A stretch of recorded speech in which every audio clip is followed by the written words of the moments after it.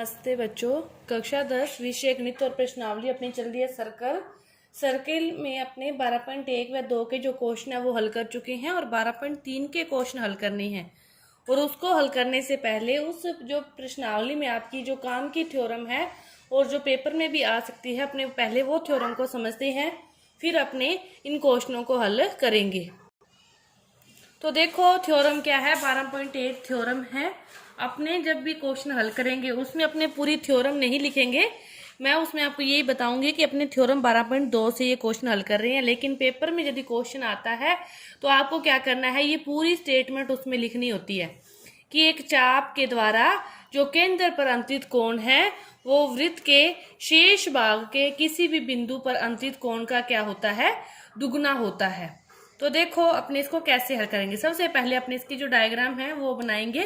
तो डायग्राम क्या है समझते हैं कि चाप के कोई भी, पहले आप सर्किल बना लो। सर्किल बना लिए, इसके 3 डायग्राम पॉसिबल है, तीनों ही बना के मैं आपको बताऊंगी। पहले डायग्राम बनाते हैं, तो ये 3 डायग्राम पहले बना ले।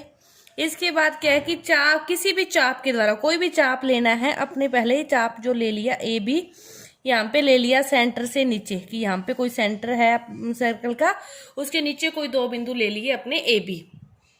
तो क्या कह रहा है ये कि चाप के द्वारा केंद्र पर अंतित कोण, केंद्र पर ये कोण बनाया और इसी चाप के द्वारा वृत्त के किसी भी भाग पर बना सकते हो। मैंने इसे यहाँ पे बनाया। तो ये क्या कह रहा है, ये वाला जो कोण है ए सी बी, वो क्या है, उसका क्या है, ये एओबी क्या है, दुगुना है। इसकी पावर क्या है, उससे ज्यादा है। उसका जितना ही वैल्यू होगी, इसकी 50 होगी तो इसकी कितनी होगी 100, इसकी 45 होगी तो इसकी कितनी होगी 90, कि उसके कितनी होगी, दुगनी होगी। उसके शेष वैल्यू जो होगी उसकी उससे दुगनी होगी। अब देखो दूसरा क्वेश्चन, दूसरा जो डायग्राम लेना है, यहाँ पे सर्किल है, ये वाले अपने लिए थे सर्किल से नीचे। तो ये वाले बिंदु क्या लेंगे, अपने सर्किल के बिल्कुल सीध में ले रहे हैं कि एक ऐसे यहाँ पे ले लिया, एक यहाँ ले लिया, दूसरे बिंदु क्या ले लिए, अपने सर्किल की बिल्कुल सीध में ले लिए। अब देखो इन बिंदुओं से सर्किल के बिल्कुल सीध में जो कोण बनेगा वो तो क्या बनेगा, ये वाला बिल्कुल स्ट्रेट लाइन। कितना बन गया 180। तो और किसी भी भाग पर अपने से कोण बनाएंगे।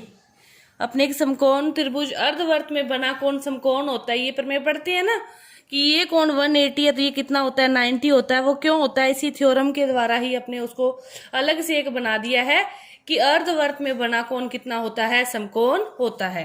ये था आपका दूसरा डायग्राम।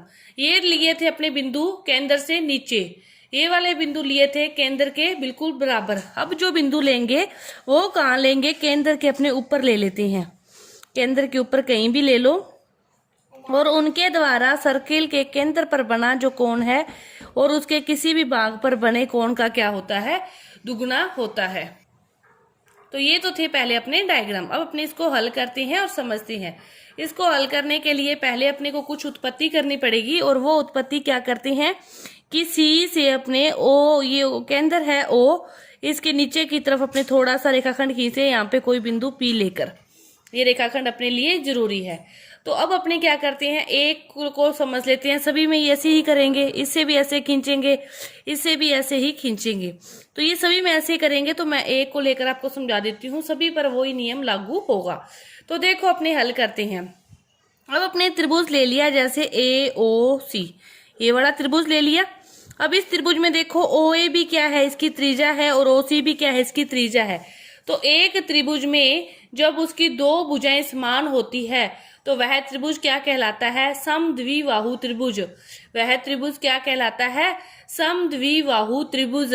तो जब 2 भुजाएं समान होती है तो उसके सम्मुख जो कोण होते हैं वे भी क्या होते हैं, समान होंगे। और 2 कोण समान होंगे, फिर कौन कौन से होंगे देखते हैं। अपने शुरू करते हैं कि त्रिभुज ए, पहले सब कुछ लिखोगे कि ये बिंदु है, केंद्र है। मैं आपको समझा रही हूँ, लेकिन पेपर में आता है तो थोड़ा सिस्टमेटिक ढंग से अपने क्वेश्चन को हल करते हैं तो उस चीज के भी अपने को नंबर मिलते हैं। तो देखो पहले अपने ले लिया ए ओ सी त्रिभुज। ए ओ सी क्या ले लिया, त्रिभुज। इस त्रिभुज में क्या है कि जो ए ओ है वो क्या है, ओ सी के बराबर है। क्यों, क्योंकि ये दोनों क्या है, त्रिज्या है। ये दोनों क्या है, रेडियस है, त्रिज्या है, ये दोनों बराबर है। अब ये बराबर है तो इनके सम्मुख जो कोण होते हैं फिर वो भी समान होते हैं। तो ओ सी के सम्मुख वाला कोण कौन सा होगा, ओ ए, और ओ ए के कौन सा होगा, सी। ओ ए के सम्मुख कौन सा कोण होगा, सी।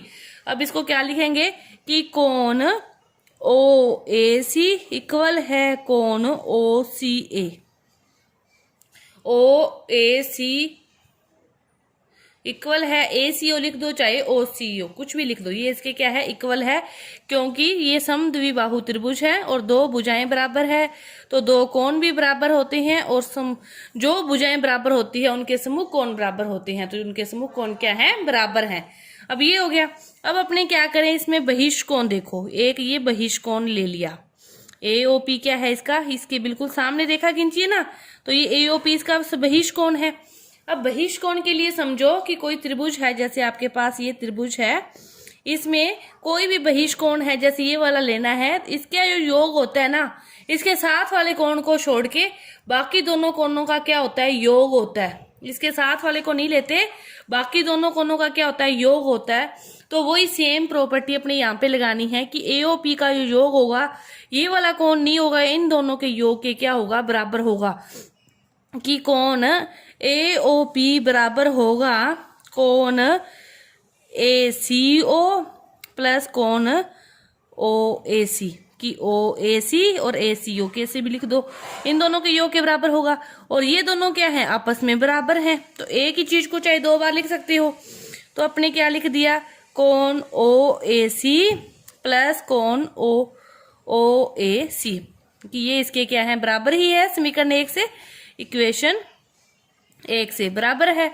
एक और एक क्या हो गए, 2, एओपी बराबर हो गया 2ओएसी, समीकरण नंबर 2, ये समीकरण बन गई।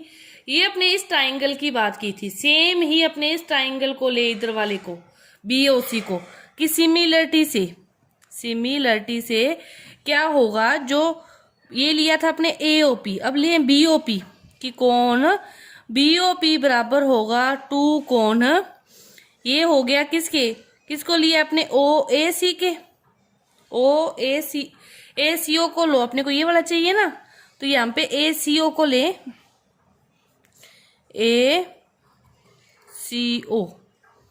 एसीओ, तो यहाँ पे क्या लेंगे, बीसीओ, समीकरण नंबर 3।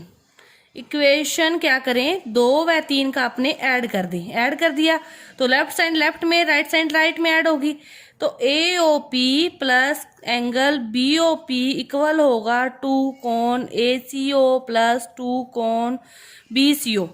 एओपी बीओपी पूरा कोण क्या बन गया, एओबी, 2 कॉमन ले लिया, एसीओ बीसीओ दोनों का ऐड, एसीओ बीसीओ पूरे का ऐड किया तो पूरा कौन बन गया, एसीबी, 2ACB, इधर क्या है, AOB, तो वही हो गया ना, जो केंद्र वाला कोण है शेष भाग वाले कोण का क्या होगा, दुगुना होगा। यही अपने को क्या करना था, प्रूव करना था, और अपना क्या हो गया, प्रूव्ड हो गया। ये थ्योरम थी आपकी 12.8 कि एक चाप के द्वारा केंद्र पर जो अंतरित कोण है शेष भाग के किसी भी बिंदु पर अंतरित कोण का दुगुना होता है, यही अपने प्रूव करना था, और अपना ये प्रूव हो गया।